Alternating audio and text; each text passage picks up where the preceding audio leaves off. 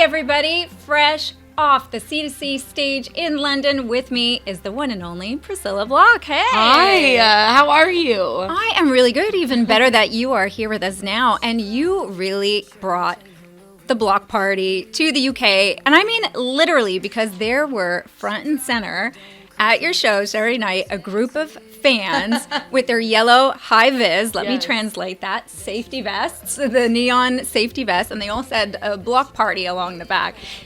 I mean, and I thought to myself, like, that's got to feel good to have a welcome like that. You're halfway across the world, and then you see that to welcome you on the stage at the O2. It was absolutely insane. I mean, just coming back here already is just so exciting, and this is our third time out here. But then, like, just seeing the fans, like, bring it, you know, I'm far from home, so, like, the whole safety vest thing was really cool. I had somebody bring some Queens cards for me to sign, which was really cool, because I did a Valentine's Day photo shoot, and it was all around Queens cards, and so, like, the fact that somebody saw that, and they're like, we're gonna bring some cards for her to sign, it's great. It's been such an amazing time. Yeah, the UK fans, they really pay attention to all the details, and you really treated them as well.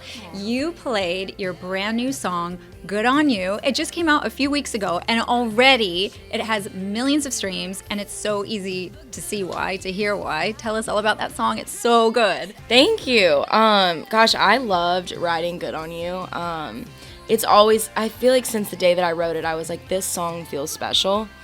And it's got that drive, it's got that sass, it's got, you know, it's very me, but I feel like, you know, it was such a good start to this next album, you know, this new era of Priscilla. And, you know, the whole song is just like, I feel like we've all kind of been in places in our lives where, you know, we thought that, you know, so, whether you're around somebody that's like, just makes you feel like you should act different or look different or kind of just alter a little bit who you are to make somebody else feel more comfortable. And that's, the song is just about being, it's like finding your confidence again and being like, I tried being something that you wanted me to be, and I'm now realizing, like, good on me for, like, finding myself again and not feeling like I needed to be that anymore for you. Yeah.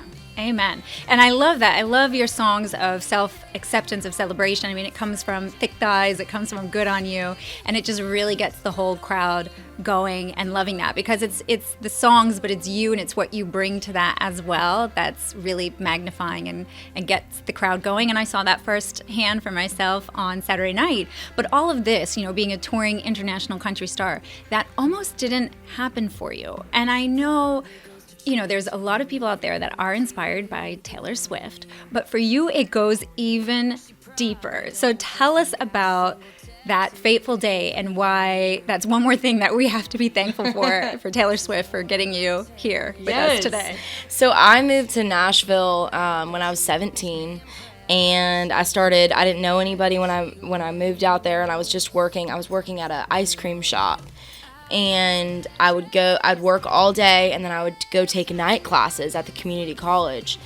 And I was leaving work one day, and I remember it was rainy, and I'd called my sister, and I was just like, I have no clue what I'm doing here. Like, I'm depressed. I am just, like, over my head with everything. I mean, I was literally about to pack up everything and move back home.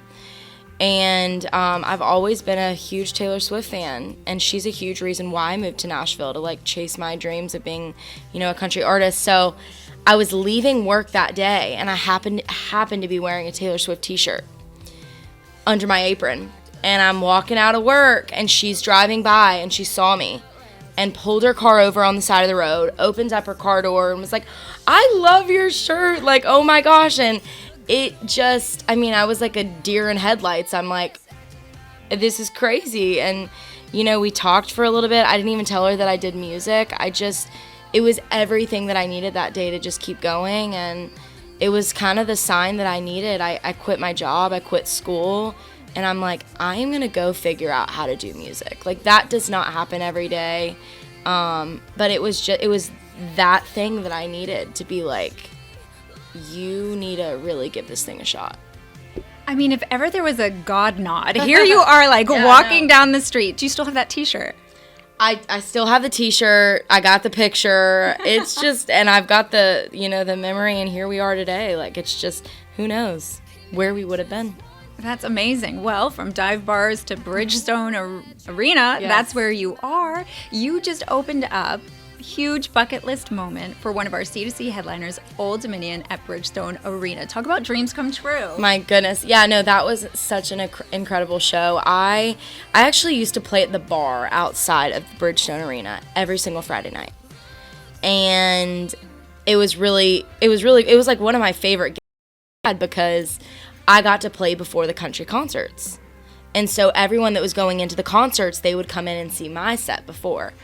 And I would always say, like, one day we're going to be inside the arena, like, one day. And I would just always say that. And so being able to play Bridgestone was a huge bucket list for me. And, I cried. Like, it's just, there's been so many moments that I really just try to soak in. And I'm like, if I would have told myself this years ago, I wouldn't believe it. The fact that we're out here and we're so far from home and I'm singing my own songs and, doing C2C, it's just, it really is a dream come true.